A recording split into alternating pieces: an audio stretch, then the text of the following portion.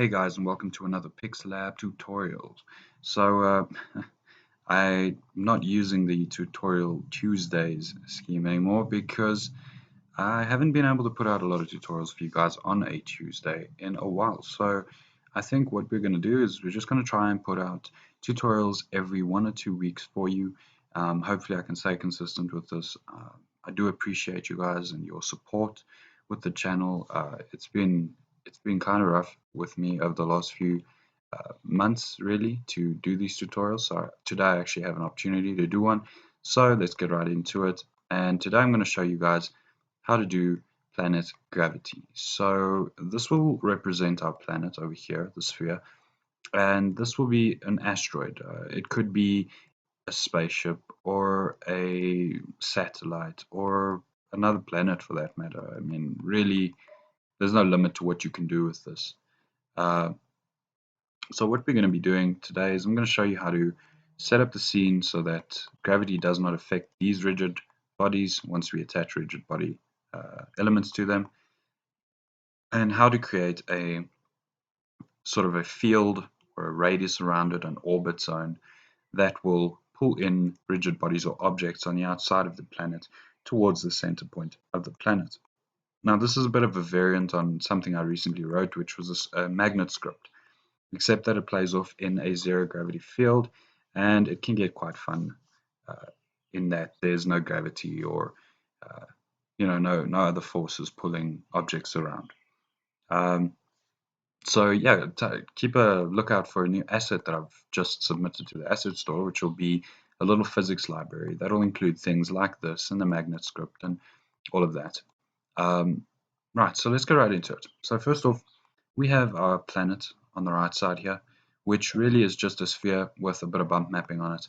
And the asteroid isn't much different except for the color, really. That's the only thing that's changed. Um, I've kept it pretty simple with modeling because I don't want to spend too much time going into that. If you guys are interested in seeing a planet modeling tutorial, please do leave a comment below and suggest it. I will do it, but I would need a little bit more time. And so let's just get to the fun part of this. So we have the planet, which has a collider object attached to it, a sphere collider, which you can see on the right side with the sphere collider object is attached there. And we have the same thing on the asteroid. Now, this asteroid could be any model that you want as long as it has a collider and a rigid body object attached to it, it will work. So the first thing we need to do is set up our scene with the asteroid. So what I have is I have one little asteroid created over here, and I'm going to now add a component to it. So it's got a sphere collider on it already. We're going to add a physics rigid body object to it, and then we're going to make a couple of changes here really quickly. One of those being that we are going to change this use gravity toggle. We're going to just set that to false, meaning that gravity won't affect this rigid body. When I play the scene, you'll notice that the rigid body will just sort of stay in place, uh, meaning that we have a pretty much a static scene. Uh, it won't be like that forever. Now we're going to set the mass on this one to 2, and then we're going to hit Control D and just create a duplicate of this asteroid and move it off to the side and a little lower, maybe a little bit forward. I'm going to change the scale settings to this 0.5, 0.5, and 0.5. Scale settings can be changed in the transform area in your inspector. And then we're going to change the mass to 1. Notice that the use gravity field is still not enabled, meaning it will stay false for the rest of this tutorial. So now we have 2 sizes. Really, you could also use the scaling object just to create some strange shapes and effects, which could result in better looking asteroids. That's cool, and we're going to go and just rotate them a little bit, just so that we get slightly different effect. Then what we're going to do is, so we have both of these now have rigid body components attached to them, and colliders of any sort will really work. Then we're going to just select both asteroids, Control D, and we're going to move them and just rotate them around a little bit to create some variants and just a few more asteroids in general. And I'm going to do the same thing and move these off to the back and rotate it so that it looks a little different. So yeah, once you reach a point where you're sort of happy with the amount of asteroids you'll have, we can move on. Right now I'm not quite there yet, so let me just place these around a little bit. Let's do one more little set, and we will do the same thing with them. In fact, we might actually move them above. So now we have a little cluster of asteroids to the side of our planet and our actual planet in the core. Now, the next thing we're going to want to do is make sure that our planet is set up correctly. It has a sphere collider attached to it, and that's all it really needs. Okay. Next thing we're going to want to do is we're going to create a script. So in my project folder here, I've got a C# script. I'm going to create this, just call it planet control. Great. Drag it onto the planet right away so we don't forget. Let me just check what's going on here. I think I dragged it onto the scene. All right. I'm just going to move this into a folder real quick. Keeping things sort of tidy. Great stuff. So now we're going to go ahead and open that script in MonoDevelop. And we're going to set up a few variables, and really we're going to set up the base of the script. So the first thing we're going to want to do is we're going to want to create a sort of gravity force. So we're going to go public float gravity. I'm going to set this to a default of about 15, and then we're going to say we're going to create another one, call it public float outer radius, and we're going to set this to about 15 as well. Then we're going to create another one. In fact, we're going to create one that says float radius, or inner radius. And we're going to set this to 1 because we're actually going to get this value from based off of the collider radius. No. Let's just make it a public because I've found in my magnet script that this comes in handy quite a bit. So let's start with creating some gizmos so that we can actually see what is happening visually. So what you want to do is go and type in void on draw gizmos, which will create an override. And then we're going to go gizmos.color color, where basically we're targeting the color class and then selecting a color from there. So we're going to just select a red color here for the first gizmo. And we're going to say gizmo draw wire sphere. Now this takes two arguments, a vector3 center point and a float variable, which will represent the radius. So our vector3, or our center point, will be transform. So the transform point of the object, transform position, which will give a world space or world value, vector3 point for where the planet is situated in the world. Next, we're going to put down outer radius. So this gizmo will represent our planet's orbit field, or our gravitational field, if you will. The next one, we're going to change the color here just to create a slight variance so we can see the two different points. We're going to change this to yellow, and then we're going to create another one using the same method, draw wire sphere, and we're going to use the transform position again for the center point, and we'll use inner radius this time. So what this will do is it will create two wire spheres around the planet, which will allow us to see visually see the changes that we make to these variables. So the radius will extend. And I think the best way to sort of show you this is by actually applying it and showing. So there we go. So now the script's loaded, and the red sphere represents the orbital field or the gravitational field of the planet, and in the middle of the planet you'll see a very faint yellow sphere as well. Now this I usually set to approximately the same distance as the planet. Now this doesn't have much merit right now, but eventually this will help us determine whether or not maybe an explosion particle emitter should be added to this point, or yeah, basically later on it'll help us sort of manage the collisions that come from these asteroids. Now you could do it just using the collider on the planet. However, this I've found can be quite cool for creating multiple fields. So if an object's within the first field, it pulls at a certain gravitational pull. When it goes past the second sphere, it will go on a very stronger pull, or multiply the original gravity value by 2, and just creates cool effects. And we're putting it in for later use. You might not want to use it, you might want to use it. It's really up to you. So my apologies if I sound a little confusing on this one, but it's kind of hard to explain why I've added that, but I think you'll see once we get to the code.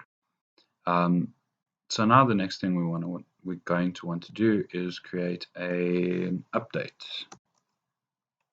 So first we're going to go void update, and then if you give me 1 second, I just want to open a script here. I'm going to show you what we'll be doing with one of my little magnet scripts that I created a little while ago. So it's just, there we go.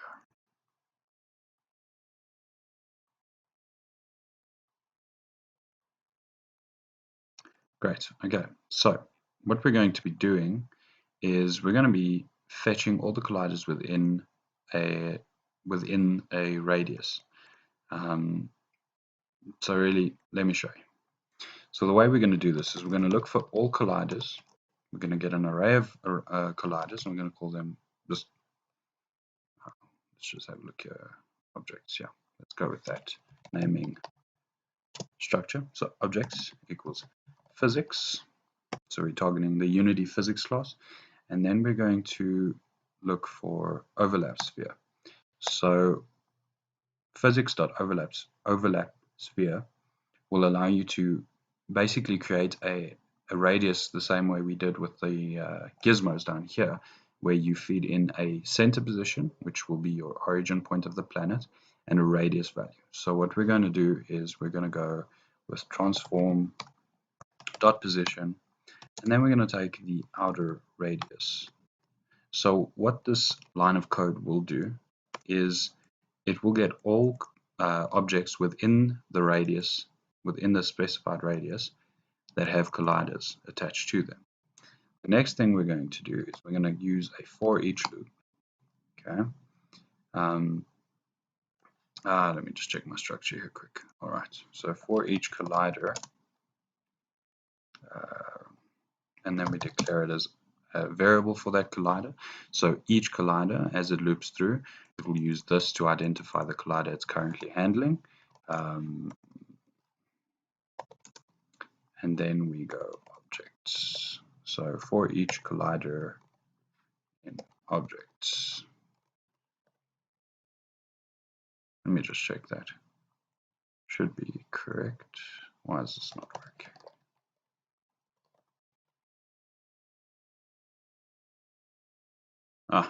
Typo. Right, objects. Great, so now what we've done is first we find all the objects within the radius.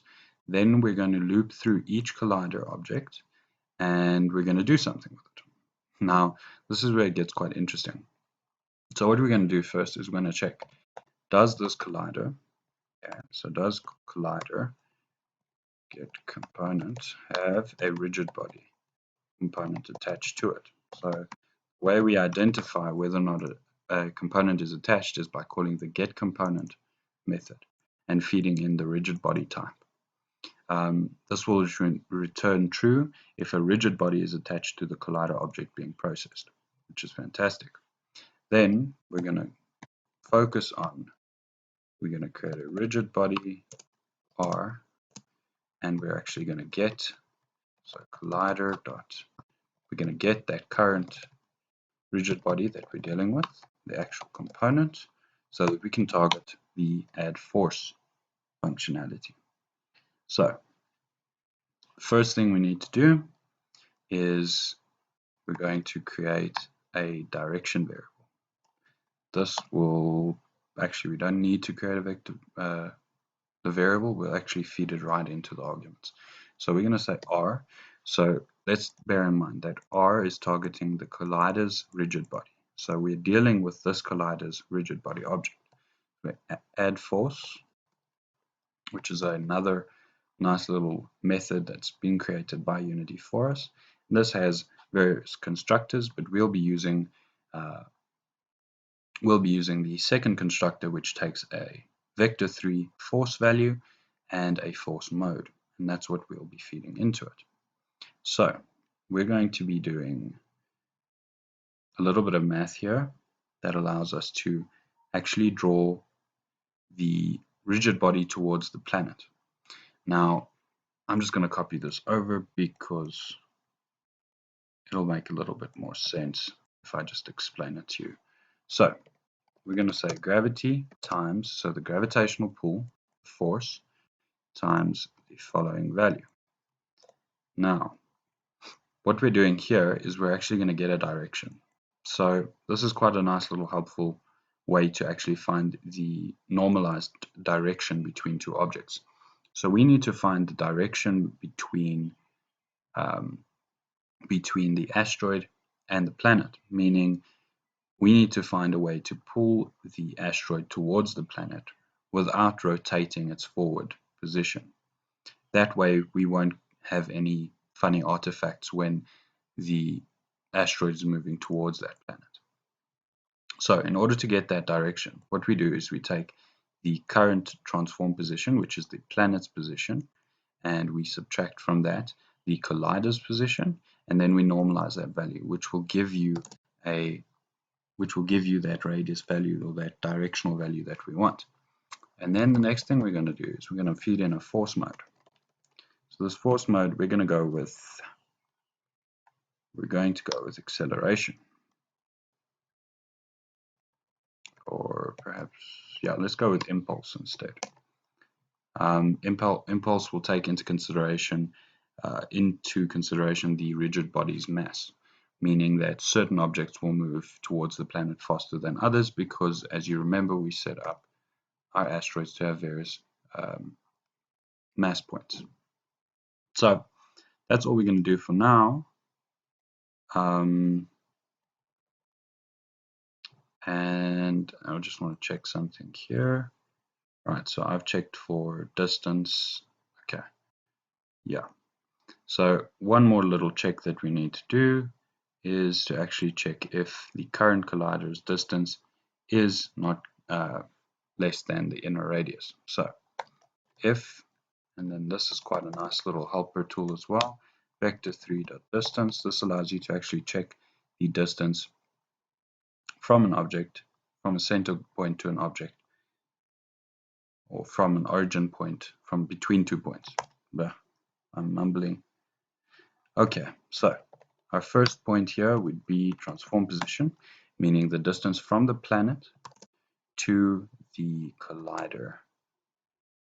Transform dot position, so to the collider's position or the asteroid's position, is not greater than, or is greater than, it must be greater than the inner radius. So once it goes past the inner radius, no more force will be applied, meaning that if we set up our inner radius to be slightly larger than the planet, we will actually lose the gravity force, or alternatively we could amp it up. It all depends on what you would like to do, in which case we would put it here. Additional force script. All right. So that is pretty much it. So now what you can do is we can extend our outer radius to around about there, and we can hit play. So I'm going to show you guys what happens. Our asteroid's being pulled towards the core. Now this has quite a strange effect because at the moment our gravity force is quite strong. So let's amp up the gravitational, the outer radius to actually include all of this, but let's bring the gravity force down quite a lot. Because there's no gravity in the scene, we don't need a lot of force to do this. So let's bring it down some more. So now you'll see what happens as the asteroids slowly begin to pull towards a planet, which is quite a cool effect. Now I'm going to show you what I meant by adjusting the inner radius. Once that inner radius is reached, the gravity will kick out, meaning that it won't be attracted to the planet anymore. So let's try this again, and we'll set up some more realistic settings here. So our outer radius, and then once it hits the inner radius, you'll see it loses its attractional force, meaning that it will be able to collide back out and then be pulled back towards the planet slowly. This just creates really interesting effects, and I'm sure you guys will have quite a bit of fun with that. Now, let's try one more thing. So from quite a distance away, I'm going to move the camera just a little back. This will allow us to actually move this.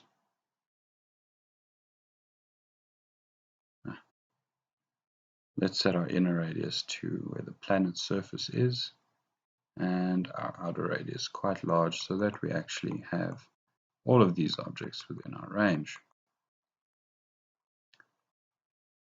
Now, the next thing we're going to do is we're going to add an adjustable drag value here. Okay, so public float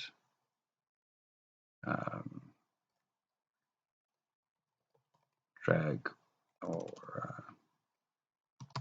planet drag equals, say, 5.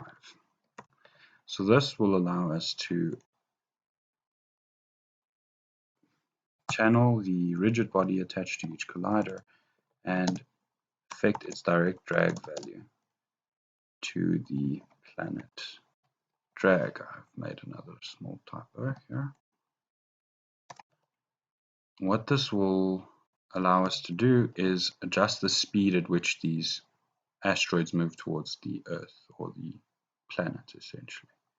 So now that we have a set value of 5, you'll notice that they are moving towards the planet quite slowly. Once we ease up on that drag, they start moving a lot quicker. Now we could essentially push up this drag quite a bit. I'll show you this again to create a different effect. Now you can play with both those values to get the desired result.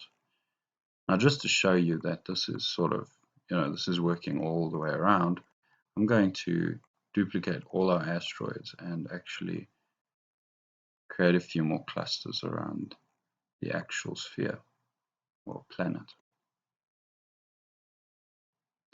So now, once we let this play, you'll notice that all of these are now affected. Move our camera over here.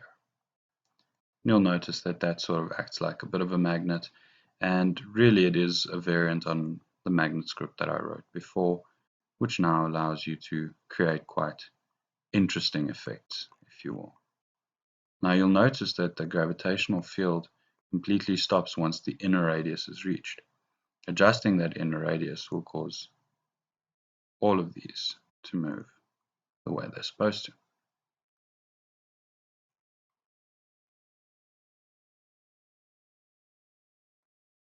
Anyway, I hope you enjoyed this very little tutorial. As I said before, I know that I haven't done quite a lot of tutorials over the last few weeks, but I'm very happy to bring you this one. Visually, it might not be that incredible, but the functionality behind it, that's what I wanted to show you guys here. Again, remember to add that drag value if you want to be able to manipulate the speed at which these objects actually move towards your planet. Again, these asteroids could be anything. You could change up the models and essentially create the planet and make it orbit slowly. You know, you can have a lot of fun with it. And as you can see, it also still fully functioning as a magnet. It'll work the way it's supposed to. So one more time, let's show you this just one more time.